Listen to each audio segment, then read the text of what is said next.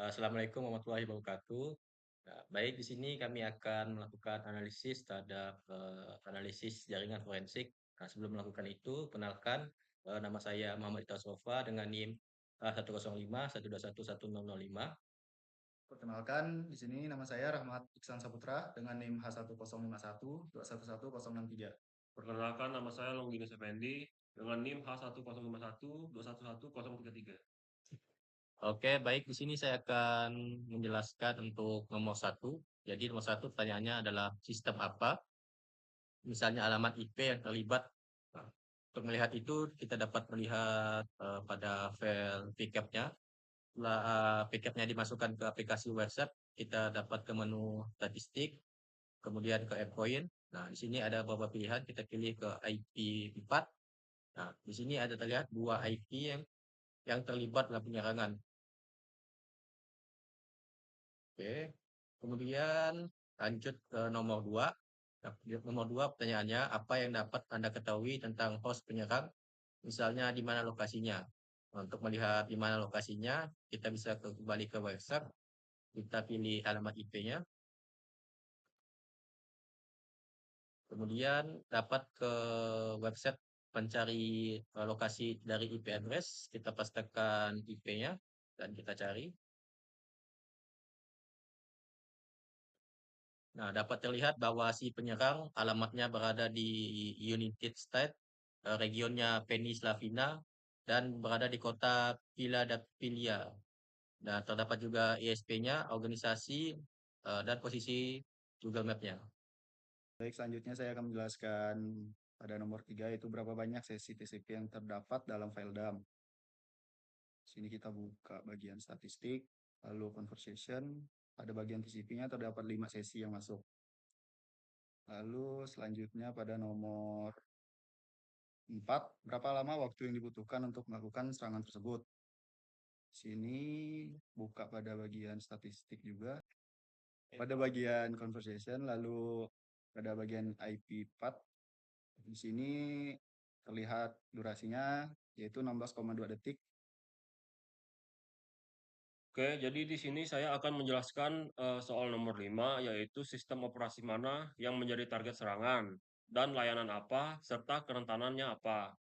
Pertama-tama kita buka aplikasi WhatsApp tadi, yaitu di dalam file backup, di mana kami menemukan bahwa pada paket 14 di bagian SMB ini, lalu ke session setup, di mana menunjukkan bahwa sistem operasi yang diserang adalah native iOS Windows 2000. Dan untuk layanannya, setelah kami temukan berada di paket nomor 33 pada bagian Active Directory Setup. Setelah dibuka, bahwa service yang diserang adalah operasi dari DS Role Upgrade Down Level Server, yang dimana merupakan satu kesatuan dari Local Security Windows. Dari yang dapat saya sampaikan, jadi kami menyimpulkan bahwa untuk kerentanannya sendiri berada di LSA atau Local Security Authority pada Windows. Selanjutnya saya akan menjelaskan nomor 6, yaitu dapatkah Anda membuat sketsa gambaran umum tindakan yang dilakukan oleh penyerang. Jadi, setelah didapatkan kelima TCP tersebut, saya akan menjelaskan secara detail bagaimana alur penyerangan yang dilakukan oleh penyerang. Pertama-tama, dari koneksi TCP1, penyerang memulai dan menutup koneksi TCP dengan korban. Kemungkinan besar melakukan pengintaian untuk port 445 yang terbuka. Selanjutnya, koneksi TCP2, koneksi SMB dibuat, lalu penyerang mengeksploitasi LSA SS dengan buffer overflow. Selanjutnya, untuk koneksi TCP3, kode berikut dijalankan. Saya akan menunjukkannya melalui Wireshark. Pertama-tama kita filter dulu menggunakan tcp.stream eq2. Lalu kita pergi ke analyze, selanjutnya follow ke tcp stream. Nah, jadi ini merupakan alur yang dilakukan oleh penyerang. Selanjutnya untuk koneksi TCP/4, seorang pengguna atau user masuk melalui backdoor FTP dan meminta binary untuk diunduh. Selanjutnya untuk koneksi TCP kelima atau yang terakhir, binary diunduh ke mesin korban. Baik, selanjutnya saya akan menjelaskan nomor 7, yaitu kerentanan spesifik apa yang diserang. Setelah yang dijelaskan oleh rekan saya tadi, bahwa servis yang diserang yaitu DS Role Upgrade Down Level Server. Jadi si penyerang spesifiknya menyerang pada sebuah layanan yang disebut dengan LSASS atau Local Security Authority Subsystem Service yang berada pada sistem operasi Windows. Nah, yang diserangnya adalah DS Roller Upgrade Down Level Server. Baik, di sini saya akan lanjut menjelaskan nomor 8, yaitu tindakan apa yang dilakukan oleh shellcode dan sebutkan shellcode-nya. Oke, pertama-tama kembali ke WhatsApp dan dapat dilihat pada paket nomor 29. Nah, kita lihat ini paketnya.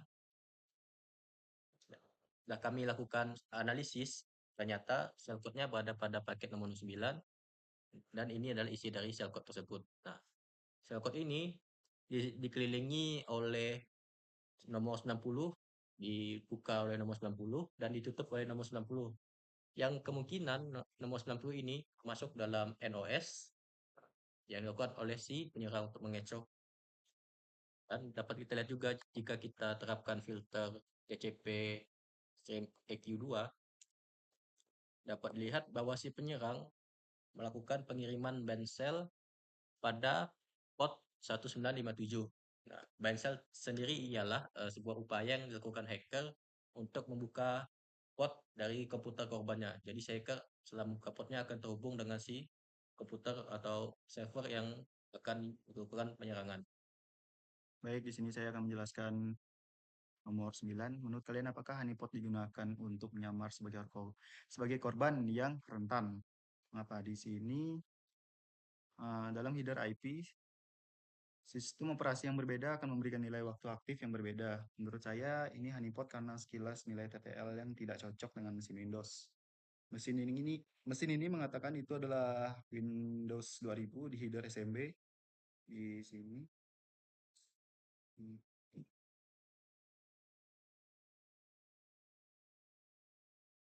Sini tertera sebagai Windows 2000, tetapi pada bagian internet protokol dicantumkan menggunakan TTL Linux 64.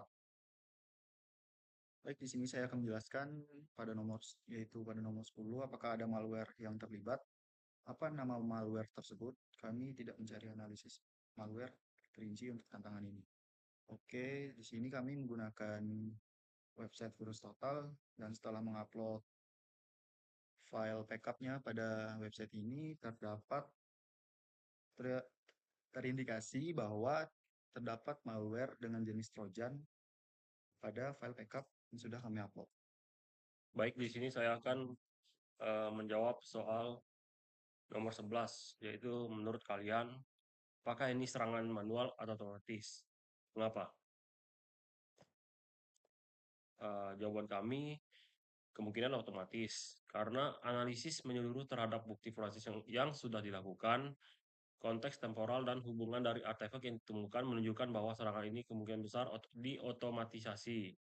Selain itu, fungsionalitas dan tujuan malware yang terlibat, yaitu varian airbot yang dikenal sebagai NZM bot, juga memperkuat kesimpulan bahwa serangan tersebut diotomatisasi, mengingat cara kerja script yang otomatis mengunduh file malware dari server FTP. Ya, baik. Sekian penjelasan dari kelompok kami. Maaf jika ada kesalahan kata. Terima kasih. Wassalamualaikum warahmatullahi wabarakatuh.